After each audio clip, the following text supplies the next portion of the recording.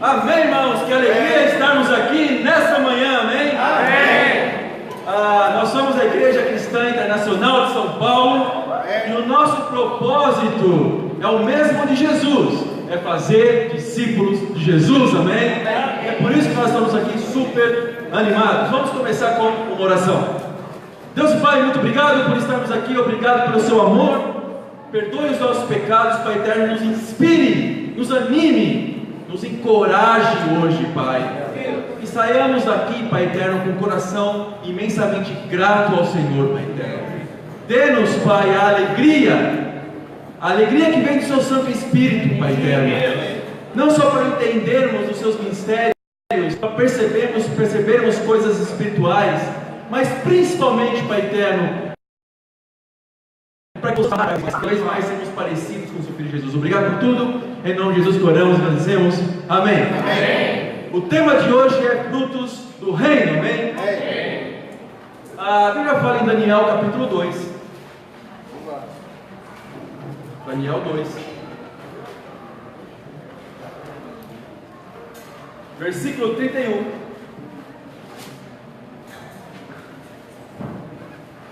Tu olhaste, ó rei, e diante de ti estava uma grande estátua, uma estátua enorme, impressionante, e sua aparência era terrível. A cabeça da estátua era feita de ouro puro, o peito e o braço eram de prata, o ventre e os quadris eram de bronze, as pernas eram de ferro e os pés eram em parte de ferro e em parte de barro. Enquanto estavas observando, uma pedra soltou-se, sem auxílio das mãos, atingiu a estátua nos pés de ferro e de barro, e os esmigalhou. Então o ferro, o barro, o bronze, a prata, o ouro foram despedaçados. Viraram pó, como o pó da debulha do trigo, na eira durante o verão. O vento os levou sem deixar vestígio. Mas a pedra que atingiu a estátua tornou-se uma montanha e encheu toda a terra toda. Nós não temos dúvida de que essa escritura é uma profecia de um grande profeta, amém? Daniel aqui, ele faz uma profecia, e se nós estudarmos a história, nós vemos que Daniel está profetizando para o rei Nabucodonosor da Babilônia, e ele está dizendo o seguinte: olha, você, rei, é a parte de ouro da estátua, ou seja, a parte da cabeça, e depois de você virá um outro reino, que seria a prata, um pouco inferior ao ouro, e a prata seria um outro reino chamado o reino Medo-Persa. Depois viria um outro reino feito de bronze. Bronze é inferior à prata. E se você estudar a história, depois da dominação dos Medo-Persas, vieram os gregos, os macedônios, amém? Macedônios e gregos, a mesma coisa. E depois um ferro e um barro misturado com ferro nos pés. Os pés era a parte mais frágil da estátua. E se você perceber e acompanhar a história, você vai ver que depois do Império Grego veio o Império Romano. E ele fala que durante o Império Romano, uma pedra que seria lançada sem a ajuda das mãos humanas atingiria a estátua dos seus pés. Ou seja, derrubaria a estátua, esmigalharia a poeira ser lançada e não haver mais vestígio nenhum da estátua. Ou seja, é uma visão espiritual. E essa pedra seria tão importante que ela encheria toda a terra, amém? E não há dúvidas de que essa pedra é o reino de Deus. É a rocha que é Jesus Cristo, amém? Amém. Que derrubará tudo e vai encher toda a terra. O plano de Deus é que o cristianismo encha toda a terra, amém? Amém. Mas quando? Essa é uma grande questão. Qual a sua expectativa e qual você acha que é a expectativa de Deus para que o mundo seja evangelizado, para que o cristianismo seja verdadeiramente conhecido por todas as pessoas em todos os países. Qual é a sua expectativa e qual é a expectativa de Deus? A expectativa de Deus é que o evangelismo, é que o cristianismo chegue a todas as nações em nossa geração. Sim. Porque isso aconteceu no primeiro século. Você pode ver em Colossenses 1 que todo mundo conhecido da época foi evangelizado no primeiro século, amém? Foi evangelizado. Então a nossa expectativa é que na minha geração o mundo seja evangelizado. Então o mundo já foi evangelizado na geração de algumas pessoas.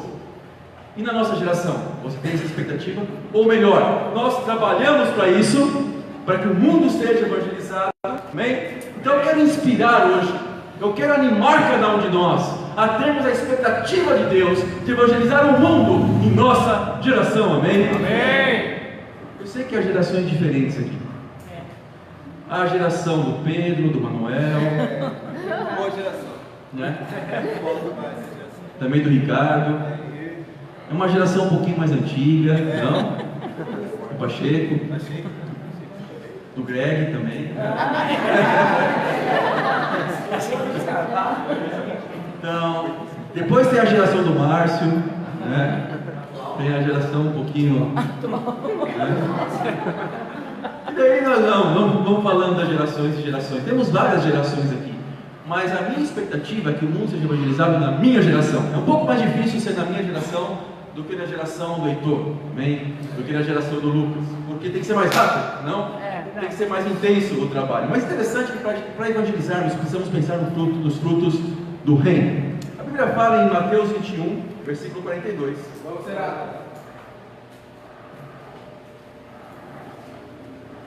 Diz o seguinte: Jesus lhes disse: vocês nunca leram isto nas Escrituras? A pedra que os construtores rejeitaram tornou-se a pedra angular. Isso vem do Senhor e é algo maravilhoso para nós. Portanto, eu lhes digo que o reino de Deus será tirado de vocês e será dado a um povo que dê os frutos do reino. Aquele que cair sobre esta pedra será despedaçado, e aquele sobre quem ela cair será reduzido a pó. Uau! Para quem Jesus está dizendo isso? Está dizendo para os judeus. Os judeus que nessa época já pertenciam a uma antiga aliança, porque a nova aliança que é Jesus Cristo chegou. Então ele está dizendo para os judeus que tinham um relacionamento com Deus muito mais distante do que Jesus tinha. Ou seja, os judeus eles tinham o costume de se relacionar com Deus por meio de leis, né? Imagina só, se você tivesse uma série de regras na sua casa e vivesse de acordo com elas. Seria bom, não? Mas não por muito tempo. É verdade. Chega um ponto que os relacionamentos na sua casa começam a ficar superficiais. Regras para falar com a sua esposa somente em determinado horário. Isso é bom, hein? Regras para falar com seus filhos somente de terça, quinta e sexta. Não pode falar outros dias. Regras para dormir em tal horário, acordar em tal horário, comer em tal horário. Regras para saber qual comida vai comer em qual dia, né? Regras para tomar banho. Tem gente que vai gostar. Então, só determinado dia você pudesse tomar banho. Regras para tudo. Ia ser bom, ia estar bem organizado. Mas sabe qual o problema? O problema é que ficaria tudo artificial. Eu não gostaria de conversar com alguém somente por causa de regras, né? Então eu não posso falar com o carrinho hoje. Aliás, hoje é o dia de falar com o carrinho, porque foi o meu tempo discipulado antes de subir com ele hoje, né? Então, hoje é o dia, mas amanhã já não é meu dia de falar com ele. Então, se ele me ligar, eu vou cometer um pecado, né? Então, era mais ou menos assim o relacionamento dos judeus com Deus, somente por meio de leis, de regras. Regras são importantes? São. Existiam inclusive leis e regras sanitárias para proteger a saúde do povo, né? O povo não poderia tocar no sangue, não poderia comer carne de determinados animais. Por quê? Porque não existia a medicina que nós temos hoje, né? Então, quando a mulher estava no período de menstruação, tinha que ficar longe, né? Uma pessoa que fosse careca e tivesse uma mancha na cabeça, Essa pessoa tinha que ficar longe do acampamento, por quê? Porque poderia ser uma doença contagiosa como a lepra, por exemplo. Então existiam várias regras por quê? Porque Deus queria proteger o povo para que o seu povo, a sua nação, não se dizimasse por causa de doenças ou outras coisas. Então existiam algumas regras que eram também sanitárias, né? Mais interessante, quando Jesus veio, o que aconteceu? Ele veio falar assim: eu sou a nova aliança agora, eu sou filho de Deus. Então agora eu vim trazer para vocês uma nova condição, um novo relacionamento com Deus. Qual é o relacionamento de filho e pai? Então Jesus começa a chamar Deus de Pai e ensina seus discípulos a fazerem o mesmo. Agora eu posso falar com Deus a hora que eu quiser. Agora, ainda que as leis sejam importantes, porque vieram de Deus e cumpriram o seu papel em determinada fase da humanidade, mas agora eu posso me relacionar com Deus de uma forma muito mais profunda, direta. Eu posso me dirigir a Deus como Pai, sentar do lado dele, conversar coisas profundas a hora que eu quiser. Então é isso que ele está falando para os judeus.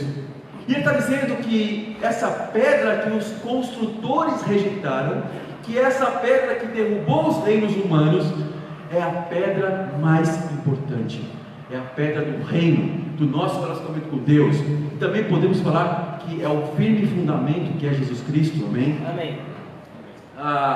Mas ele fala o seguinte, ele faz uma repreensão para o povo. Já que muitas pessoas estão acostumadas e não queriam perder esse costume de se relacionar com Deus por causa da lei, não queriam se submeter a Jesus, não queriam ter um relacionamento mais profundo com Jesus, não estavam dando os frutos do reino e não queriam fazer isso, estavam com a mente fechada. Ele fala: esse reino será dado de vocês, e será dado a quem? A quem? A quem der os frutos do reino. Então, qual é uma condição muito importante para que possamos nos conservar como discípulos de Jesus Cristo? Dar os frutos do reino, amém?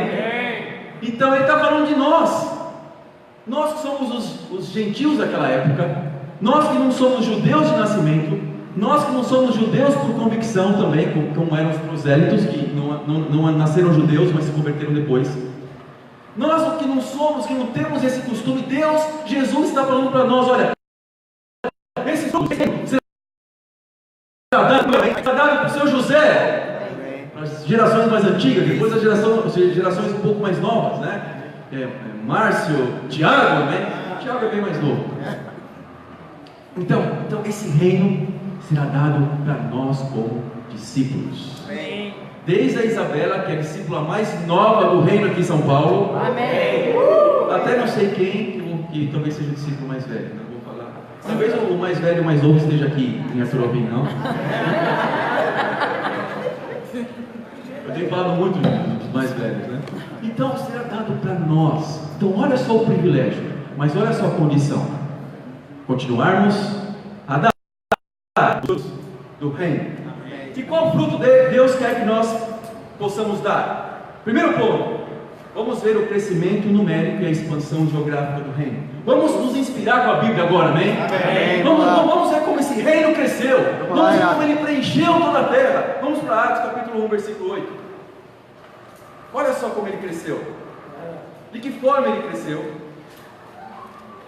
Vamos, Renato. Nós temos muitos cristãos novos agora na igreja, amém? Amém. Você veio? Então, eu quero falar algumas coisas um pouquinho mais básicas. Então, você que é o cristão mais antigo, se inspire também com essa pregação. Amém. Mas eu quero também falar para os cristãos mais novos. Vamos ver como que era a expansão do reino. Vamos. Atos 1, versículo 8.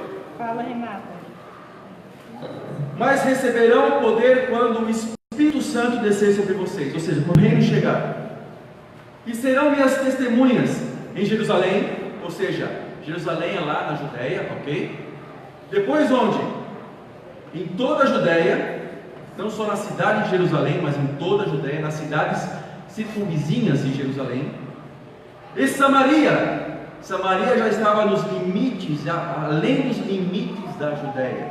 A Samaria já era uma mistura de pessoas judias com gentis, não? Gentis, né? Gentias. Ok. E depois, para onde? Até os confins da terra. Acho que Jesus estava pensando aqui no Brasil, não? Estava pensando lá em Guaianazes, Itaim, né? Lá nos confins da terra, não? Então, é incrível, né? Ver o plano de Deus que chegue o seu reino. Então, nós não temos dúvida que nós temos 3 etapas do evangelismo.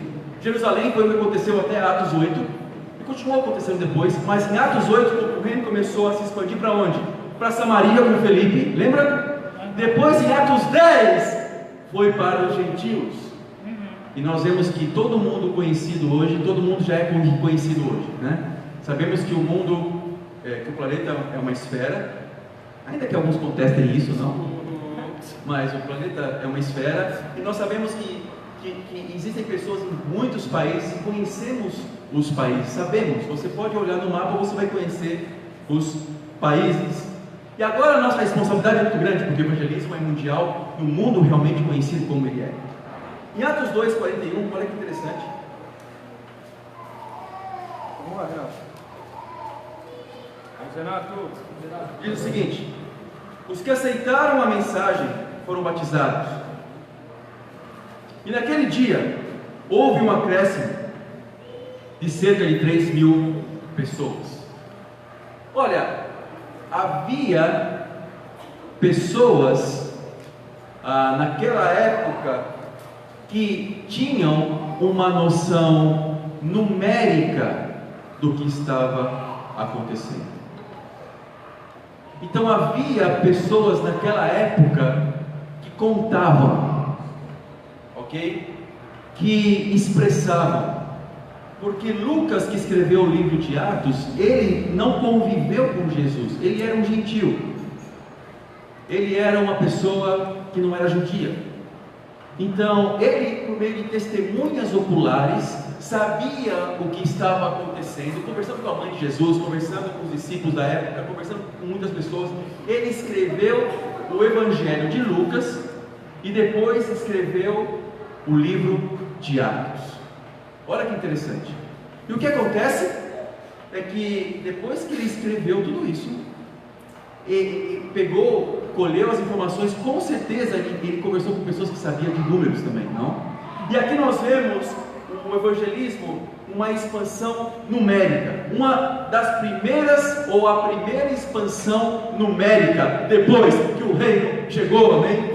Ele fala que cerca de 3.000 pessoas foram batizadas, ou seja, de um número que não chegava nem a 500, agora 3.000 pessoas, no primeiro dia do reino, amém? Amém. Depois, no versículo 47, você vê que louvando a Deus e tendo a simpatia de todo o povo, e o Senhor lhes acrescentava diariamente os que iam sendo salvos, ou seja, os frutos eram dados diariamente, amém? Quando pensamos nos frutos do reino, temos que pensar nas pessoas que estão sendo acrescentadas, né? Como uma semente que gera aquela planta, e aquela planta gera outras sementes, e assim vai. Então nós vemos claramente que o reino tinha acréscimos diários. Amém. Diariamente, batismos. Depois em Atos 5, versículo 14. Vamos, Renato. Vamos.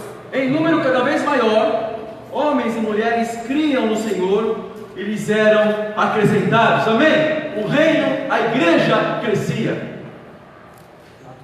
Olha que incrível. Atos 6, versículo 1.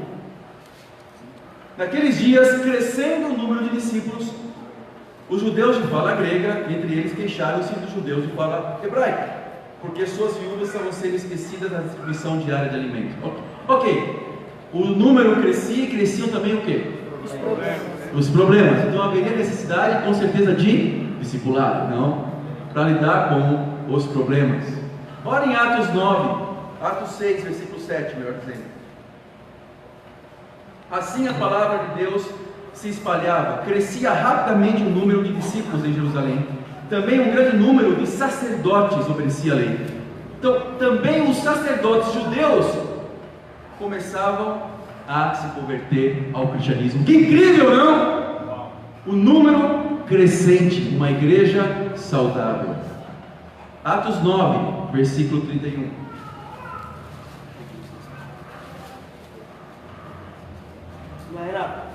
A igreja passava por um período de paz em toda a Judéia, Galiléia e Samaria.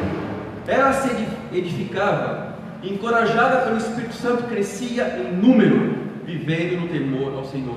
Quantas vezes aparece a palavra número? Não? Então a igreja crescia em número. Atos 16, versículo 5.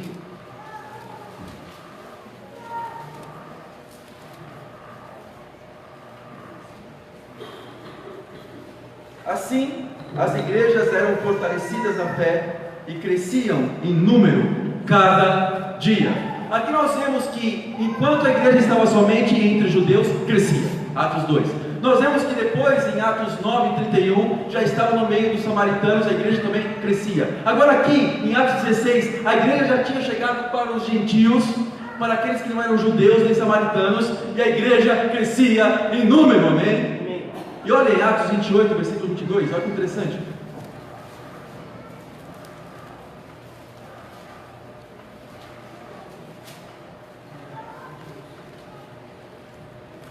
Todavia, queremos ouvir de sua parte o que você pensa, pois sabemos que em todo lugar há gente falando contra esta seita. Uau! Nós vemos aqui quando Paulo começou a ser perseguido em Roma, e lá ele foi questionado pelas autoridades, e acontece quando ele chegou em Roma, por todo lugar já havia pessoas que ouviam falar dessa seita. Eles eram chamados de quê? De seita. A seita dos nazarenos. Por que eram considerados como seita? O que significa a palavra seita? Significa secção, significa segmento, um gemudo. Significa um grupo de pessoas que por um ideal começam a, de alguma forma, expressar aquilo que elas pensam e fazer com que outras pessoas também se fechem nesse círculo de pessoas. Então eles entendiam que tinha ali uma seita, e essa seita expandia, e por todo lugar já era, as pessoas já escutavam falar. O que é evangelismo mundial? Evangelizar o mundo em nossa geração não é batizar todo mundo. Isso nem é plano de Jesus. Ele fala que a maioria das pessoas não vai encontrar o caminho. Evangelismo mundial não é necessariamente todas as pessoas estudarem a Bíblia. Não. Mas evangelismo mundial é quando todas as pessoas têm a oportunidade de ser discípulas. Onde todas as pessoas sabem onde buscar, a quem buscar, para serem discípulos de Jesus. Nós já estamos na nossa 100ª plantação, amém? Então a igreja já chegou em Lima, no Peru, e eles lá tiveram batismo no domingo. E não sei se você sabe, mas quem convidou essa pessoa para ser batizada foi a Ellen, amém? Aqui da região leste, foi o Gabriel e o Edilene, não? Então, a região leste de alguma forma está dando frutos, não? E a família do Gabriel e Edilene é muito frutífera, né? Então, mas está chegando até o Peru, né? Um local distante daqui. Então, mas existem outros países que uma pessoa ser discípula se torna um pouquinho mais difícil. Pense em países como, por exemplo, sei lá, Rússia, Botsuana. Não? Pensa num país como Uruguai ainda, né? Ainda que seja divisa com o Brasil. É um pouquinho mais difícil uma pessoa se tornar discípulo ali, né? Ou seja, precisamos alcançar outras pessoas. Aqui a Bíblia está falando sobre crescimento numérico, mas a Bíblia também fala sobre crescimento e expansão geográfica. Por quê? Porque em Atos 1, versículo 8, qual era a ideia de Jesus? Não só que o reino crescesse numericamente, mas se expandisse por toda a Judéia, Samaria, Jerusalém, Judéia, Samaria, até os confins da terra. Então, quando nós pensamos em crescimento da igreja, temos que pensar no crescimento numérico, amém? Para termos o material humano para levar para os lugares, e também o crescimento, a expansão geográfica. Olharmos o mapa, e colocarmos aqueles alfinetinhos, não? Assim, tem que chegar o reino aqui, amém? Né? Tem que chegar aqui. E só em pensar no Brasil, imagina só, o Brasil é praticamente um continente, né? Imagina o reino chegando lá na cidade onde nasceu o Antônio, São José do Egito, em Pernambuco. Uau! Acho que você nunca ouviu falar dessa cidade, né? Eu ouvi falar do José do Egito, né? Em Gênesis nós vemos, mas uma cidade chamada São José do Egito, nunca ouvi falar, mas tem que chegar lá, né? O reino tem que chegar lá em Barreiras, né? Vamos lá, Bahia. Da onde vem ali, mais ou menos perto de lá de Barreiras, na Bahia. Tem que chegar em Salvador, da onde vem o caminho, né? Tem que chegar no Piauí.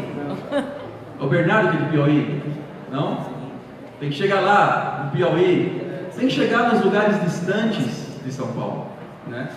E nós temos que trabalhar para isso. Segundo ponto, para darmos frutos, temos que entender a igreja da Bíblia e a igreja do Novo Testamento. Olha que interessante, existe um dilema. Tem pessoas que pensam assim: na verdade a Bíblia é mais o Novo Testamento do que o Antigo Testamento. Mas não. Se você ir para 2 Timóteo capítulo 3,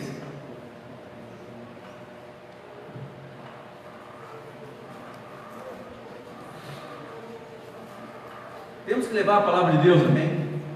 2 Timóteo 3, versículo 14. Quanto a você, porém, permaneça nas coisas que aprendeu e das quais tem convicção, pois você sabe de quem o aprendeu. Porque desde criança você conhece as sagradas letras, que são capazes de torná-lo sábio para a salvação mediante a fé em Cristo Jesus. Qual era essas sagradas letras que Paulo estava se referindo a Timóteo? A Bíblia. Ok, mas qual a Bíblia? O Novo Testamento já tinha sido escrito? Claro que não! Paulo estava escrevendo uma carta aqui do Novo Testamento, não? Então, qual eram essas sagradas letras? Era o Antigo Testamento. E Paulo está dizendo: olha, você já conhece o Antigo Testamento. E não só isso, ele fala: você conhece o Antigo Testamento, são capazes de tornar-o sábio para a salvação mediante a fé em Cristo Jesus. Nós podemos usar o Antigo Testamento para salvar uma pessoa em Cristo Jesus também. Amém? Amém? O Antigo Testamento também, porque lá temos profetas que falam sobre Jesus. Foi assim que o eunuco se converteu na carruagem. O que ele estava lendo? Isaías. Estava lendo sobre Jesus, e Jesus está em toda a Bíblia, amém? Então nós temos que entender que a palavra de Deus ela é suficiente. Outra coisa, o terceiro ponto e último, nós temos que nos mantermos unidos no mesmo sonho. Sabe, em 1 Tessalonicenses 1, versículo 4, vamos abrir lá.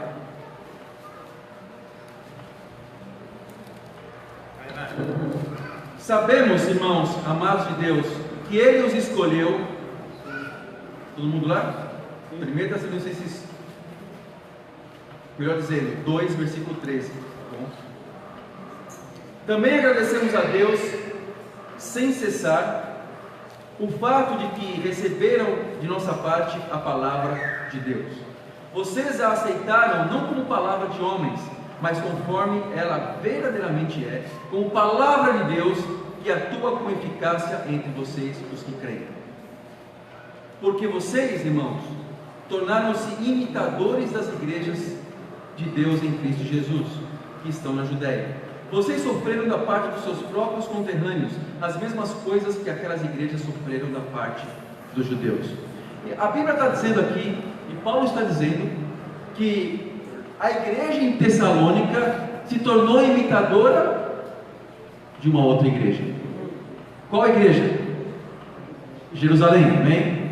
Então o que nós estamos vendo aqui é que não somente um discípulo tem que imitar um outro discípulo naquilo que ele parece Jesus Cristo. Nós estamos vendo que uma igreja também pode ser modelo para que outras igrejas possam ser iguais. Muitas pessoas podem criticar o cristianismo atual, o cristianismo que nós vivemos hoje, dizendo assim: a igreja não pode ser como o McDonald's. A igreja ela não pode ser como se tivesse um padrão. A igreja tem que ser diferente, tem que estar de acordo com a cultura de cada país. A igreja tem que se amoldar à sociedade. A igreja tem que ser... Não, o que nós vemos aqui é que uma igreja pode sim ser modelo para outra igreja, amém? pode ser modelo. E mais, a Bíblia fala em Filipenses 3, versículo 17, para nós seguirmos um padrão. A palavra padrão aparece na Bíblia. E nós temos sim que ter padrão para mantermos a nossa unidade, porque o mundo religioso está tão dividido hoje em dia. Porque há tantas falsas doutrinas por aí. Sabe por quê? Porque as igrejas muitas vezes estão de acordo com a natureza humana dos seus líderes e não de acordo com a palavra de Deus. Existe sim um padrão, amém? Podemos sim ter uma igreja modelo, podemos sim ter uma igreja lá em Los Angeles que pode ser modelo para a nossa igreja aqui, amém? Qual o problema nisso? Temos que imitar, sim, e a imitação é exercício da humildade. Pessoas que não querem imitar porque são orgulhosas e acham que podem viver a vida de acordo com os seus pensamentos, com os seus sentimentos.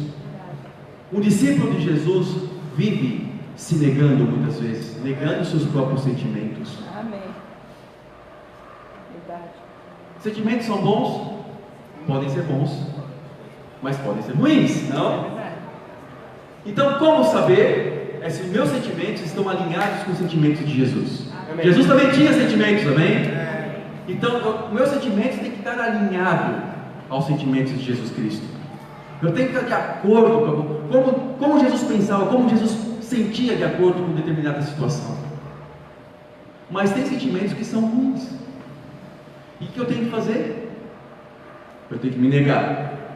Então, por que pessoas se sentem vazias por aí hoje? Porque os seus sentimentos não estão sendo preenchidos. Porque muitas vezes esses sentimentos são ruins. É o sentimento de ficar rico a qualquer custo.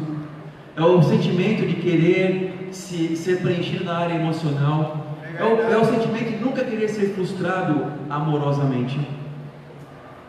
Nós podemos ser frustrados no mundo ou no reino. É verdade. E quando formos frustrados no reino, nós temos que nos negar e ter o quê? A alegria que vem de Deus e entender que Deus está trabalhando no meu coração. Sim, verdade. Verdade. As dificuldades acontecem sempre, mas quando, mesmo com as dificuldades, eu tomo a decisão de manter unido com o reino de Deus, unido com meus irmãos, mesmo assim eu tomo a decisão de ficar feliz com Deus e grato. Sim, eu estou negando meus sentimentos ruins, mas algumas pessoas podem pensar assim: eu não quero ser hipócrita, eu não quero fazer as coisas forçadamente, me negando toda hora. Isso não é hipocrisia. Hipocrisia é quando você não se esforça para fazer o que é certo. Você permanece no erro e coloca uma aparência que está tudo bem. Isso é hipocrisia. Coloca uma aparência que você está certo. Assim que agiam os fariseus. Mas quando você não tem vontade, não está no seu coração ainda fazer as coisas boas, você precisa se negar, mas está se negando, isso não é hipocrisia. Isso é perseverança, amém? É nos mantermos firmes para Deus.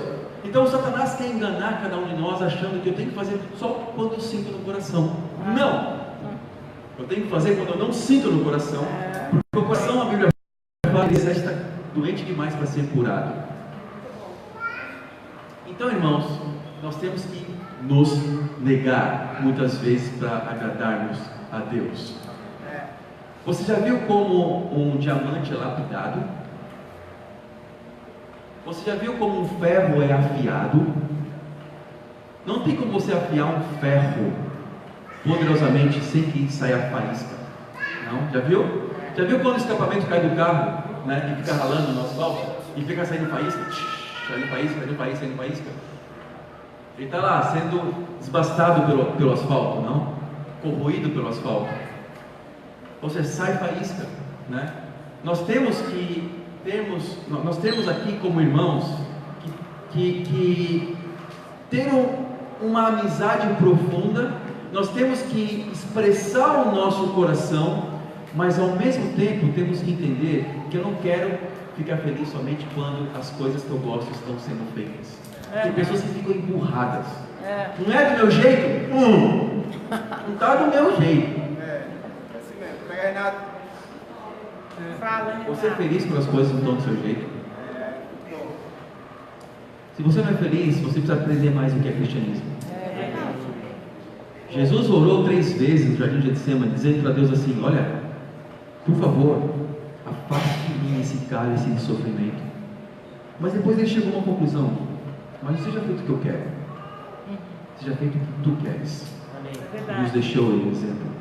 Que seja feito o que Deus quer em nossas vidas. Amém. Muito bom. Sabe? E Deus é soberano.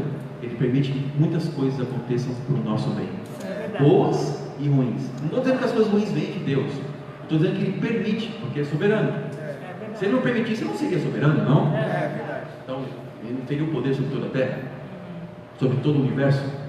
Então, Ele tem o poder, Ele é soberano e as coisas acontecem para o nosso bem. Amém. Amém, irmãos? Amém. Eu quero inspirar cada um de nós a estarmos super felizes e darmos os frutos do reino. Como? Mantendo a nossa união.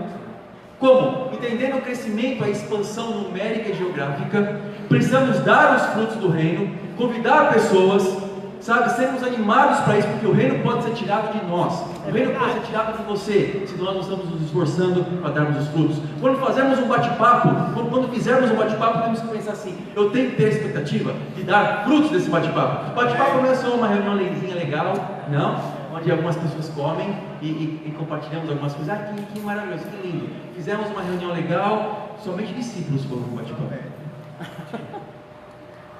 Não foi nenhum visitante. Mas foi legal, porque conversamos, falamos, ok? Tudo bem, eu postei isso uma vez ou outra, vai acontecer não ter visitantes. Mas não pode ser o padrão. Amém? Temos que ter visitantes nos bate-papos. Temos que trabalhar para termos nossos visitantes nos cultos. Sim. Porque precisamos dar os frutos do reino, amém? Entendermos que a Bíblia, como um todo, já é capaz de salvar uma pessoa. E temos fé na palavra de Deus. Às vezes ficamos com dúvida. Como desafiar? Como falar com alguém? Sabe? Como lidar com pontos tão profundos? Sabe? Como falarmos com pessoas, coisas tão delicadas? Abra a palavra de Deus. Ela é a espada, ela vai na frente e eu vou atrás. É verdade, Ela Renato. vai cortando o caminho e eu vou atrás. Qualquer coisa está na Bíblia. É. Não fica mal comigo. Está na Bíblia, amém? A Bíblia está desafiando. E assim ficamos encorajados no discipulado e para evangelizar o mundo em nossa geração, e a Deus seja dada a glória. Amém.